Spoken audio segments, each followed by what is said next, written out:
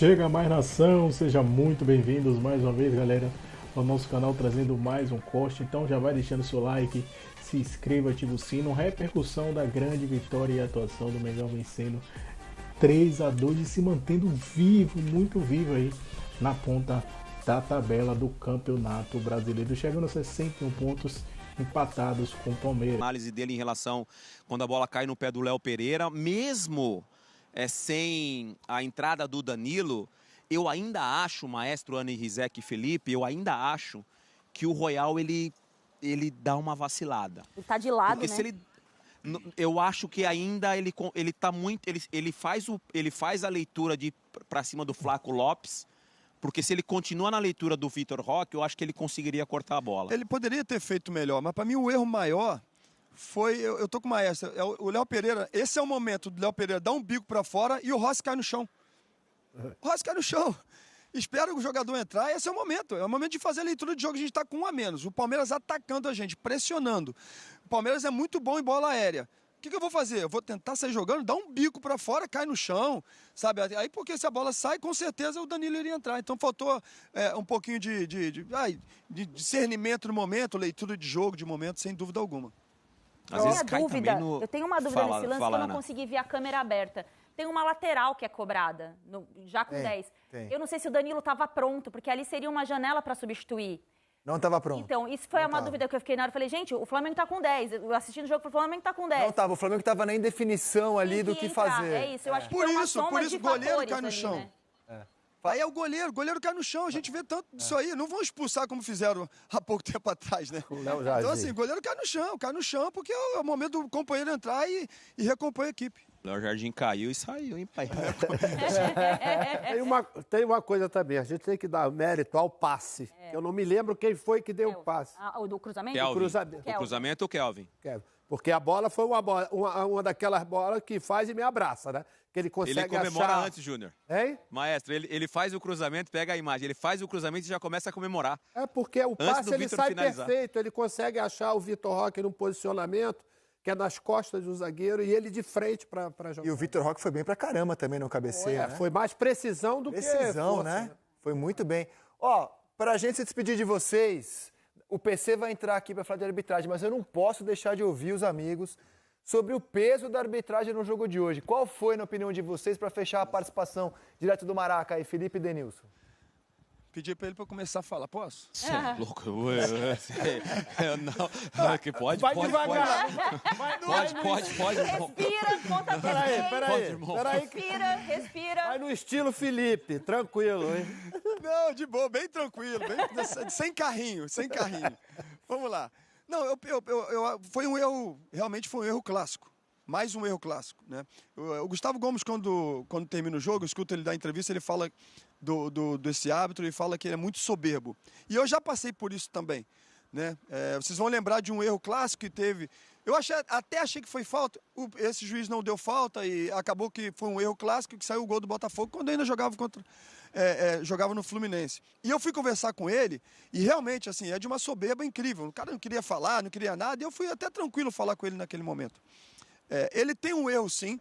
Esse erro se estende ao VAR, porque o VAR teria que ter chamado, mas aí eu não posso ser hipócrita, porque no jogo entre Palmeiras e São Paulo, eu falei que teve um erro clássico, um erro grotesco do juiz, que poderia gerar o 3º gol do São Paulo.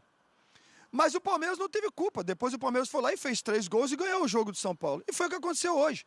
Então, assim, um erro que não pode deixar passar batido, porque foi um erro realmente que foi muito importante para o jogo, e poderia gerar o primeiro gol do Palmeiras, 1-0, mas nada tira o que o Flamengo fez. Foram 3 gols no Palmeiras, nós já conversamos isso aqui.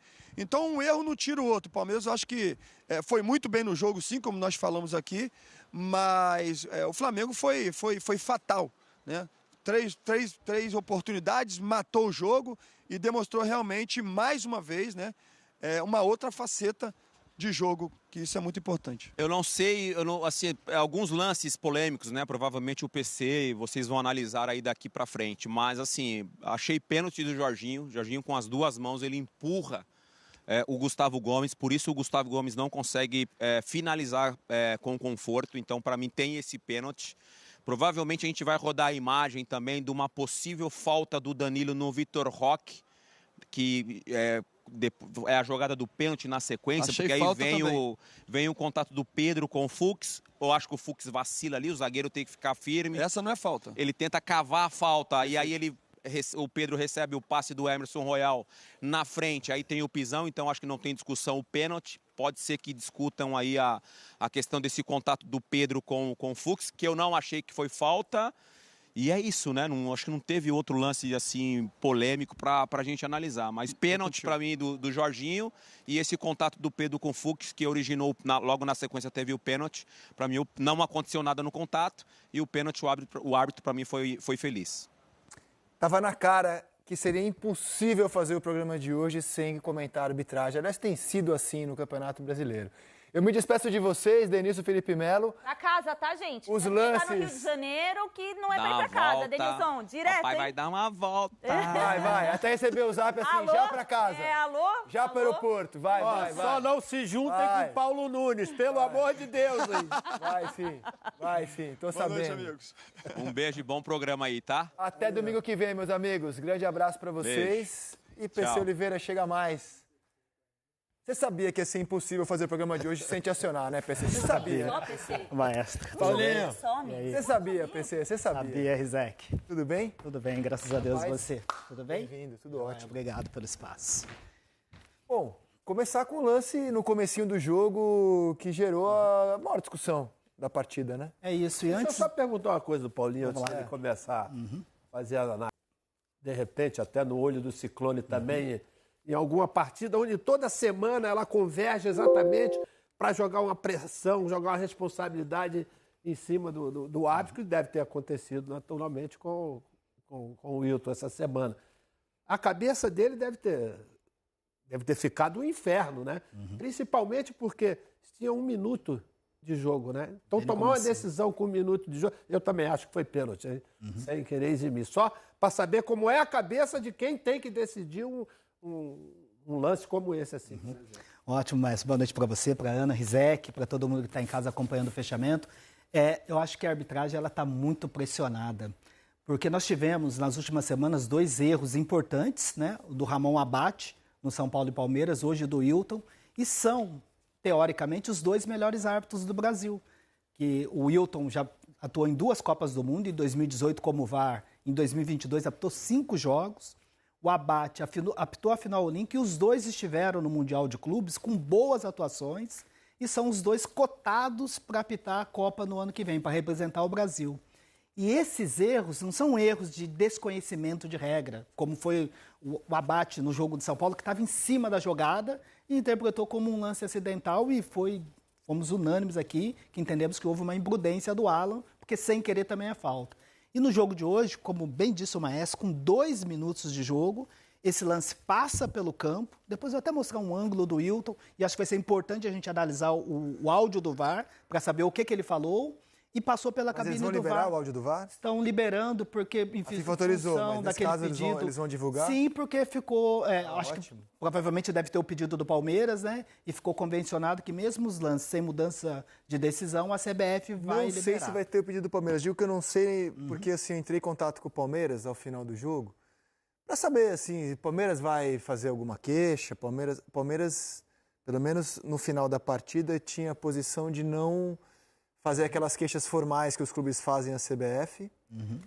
Disse que, inclusive, o Abel só falou de arbitragem quando foi perguntado pelo repórter, que ele, Abel, não tomou a iniciativa de falar, e que essa seria a posição do clube também.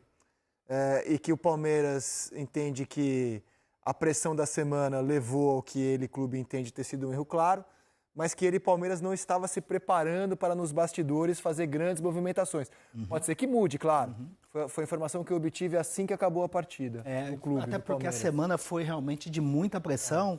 E aí, Maestro, eu acho que é exatamente isso. E a gente está comentando aqui sobre 2 árbitros, Ana também, sobre 2 árbitros experientes. Pontas, né? Os melhores. E toda semana a gente fala que o árbitro precisa treinar. E eles passaram por treinamento essa semana toda na Granja do Comari. trabalharam vários pontos lá, o entrosamento de trabalho equipe do campo e do VAR. Inclusive, nessa semana a gente vai até bater um papo sobre aquilo que eles passaram no decorrer dessa semana lá, trabalharam a questão dos 8 segundos, depois da infração marcada do Jandrei no jogo Fluminense e Juventude no meio de semana, trabalharam a questão de simulação e trabalharam bastante esse trabalho de equipe, orientaram entre campo e VAR. Eu vejo a arbitragem pressionada e com medo de tomar grandes decisões, porque não é desconhecimento de regra, são lances que... E queria, assim, dar um depoimento de consumidor do futebol brasileiro, assim, não é nem jornalista falando aqui, é alguém que adora ver futebol e ver futebol no mundo inteiro. Sabe o que me deixa louco, assim, com a arbitragem no Brasil? Porque eu entendo que esse lance, sinceramente, eu acho que ele poderia não ser marcado no futebol inglês, por exemplo, que tem uma linha de conduta em que, para o VAR interferir, na minha opinião, pelo menos, tem que ter uma unanimidade muito forte, assim, ser um lance muito inquestionável, embora pareça que foi pênalti para todo mundo. Mas o que me deixa louco é que no Brasil você tem um jogo em que o VAR segue a linha da intervenção máxima. Por exemplo, Inter e Corinthians, Fluminense e Mirassol, Grêmio e Bragantino. O VAR fica garimpando coisas ali, procurando nos mínimos detalhes, voltando procurando.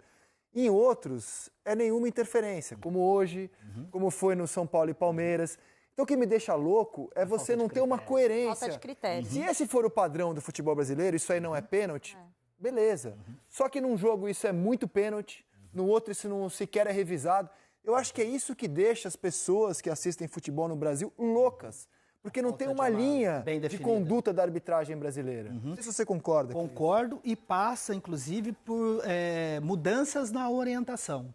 E mudanças também naquilo que a FIFA faz a leitura de protocolo do VAR, que no início a ideia original era de somente injustiça, aquele erro claro, óbvio, aquele erro incontestável. A chamada do VAR era para salvar a arbitragem, para não ter gol de mão do Maradona, para não ter ajeitar a bola com a mão do Henry, né, na repescagem da Copa, para salvar, não ter erro de gol impedido, ou gol que a bola bate lá dentro, Inglaterra e Alemanha, entra 1 metro, aí vem a tecnologia da linha do gol. A tecnologia veio para isso. Só que, para isso, a gente precisa ter árbitro forte em campo e também precisa ter orientação muito firme, muito segura. E aqui muda sempre a orientação. Nós tivemos na gestão do CNM uma orientação, nós debatemos aqui, né, daquele árbitro que era para sustentar a decisão de campo, e às vezes passava erro no campo e o VAR não entrava, no sentido de defender as decisões do campo. E hoje a orientação está muito no sentido de mais interferência. Até a FIFA mudou do erro claro e óbvio para uma linha do... Eu tenho até esse material, vou passar para o nosso time essa semana, que é a linha do é ou não é. Então, esse é ou não é, porque tem hora... Eu lembro que no começo da implantação do VAR, muitas vezes a gente falava assim, olha, foi falta... Até tem um contato, mas não é lance de VAR, porque não é erro claro. Era mais fácil de entender.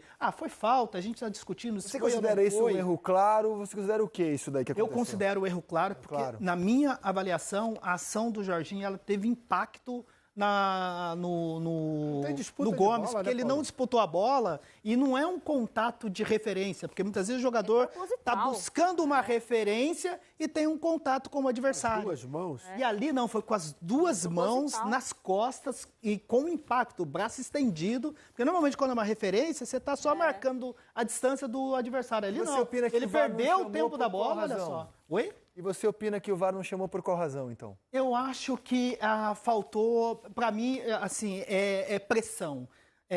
Os árbitros estão pressionados e com medo de tomar grandes decisões, e não pode. No nível do Hilton, no nível do Caio Max, que estava na cabine, que é candidato, inclusive, a ser VAR FIFA na próxima temporada, independe o tamanho das equipes, independe o momento de pressão de bastidor, que está muito forte. Independe o tempo do jogo, se é com 1 ou com 10 minutos, lances claros assim, eu acho que tem que ter a atuação do VAR. Você não pode se omitir. Para mim, desculpa, Ana, só complementando, eu acho sim, porque, como vocês salientaram, não tem disputa de bola e é com os 2 braços. É uma ação de quem perdeu o tempo da bola e foi com os 2 braços impactando na ação do Gomes. Desculpa, qual que é o nível da comunicação entre o VAR e a tranquilidade da comunicação do VAR com o árbitro do tamanho do Wilton? Quanto isso pesa também? Porque você tem o Wilton, que é o top do árbitro do Brasil hoje, que em tese, tem que sustentar a decisão dele ali em campo, né? O jogo acabou de começar. Eu tenho muita dúvida também no medo dessa comunicação, porque eu já vi em áudios cabine do VAR que se impõe diante do árbitro, quando é um árbitro um pouco mais frágil, e quando é um árbitro mais forte, né, com mais poder, o VAR recua um pouco. Então, eu também acho que esse problema de comunicação acontece entre as equipes. Acontece, e uma informação importante, que foi uma mudança nessa escala, nessa semana, para ter um reforço na cabine do VAR, para que você tenha um equilíbrio do tamanho do árbitro, né, que está no campo de jogo, para a equipe do VAR, a CBF, Rizek e amigos, está usando, a partir dessa rodada, árbitros FIFA na cabine do VAR. E hoje, nesse jogo, o AVAR número 2, o assistente do VAR, era o Rafael Klein, que era um dos cotados, inclusive, para apitar o jogo. Um árbitro de experiência da FIFA. Lógico, o Wilton com mais experiência de Copa do Mundo, mas o Klein com experiência de grandes jogos, que poderia ter chamado. Exatamente para dar um reforço na cabine do VAR, porque às vezes tem essa intimidação. É o Klaus, é o Wilton, é o Abate, falando que foi acidental, aí a cabine do VAR se apequena.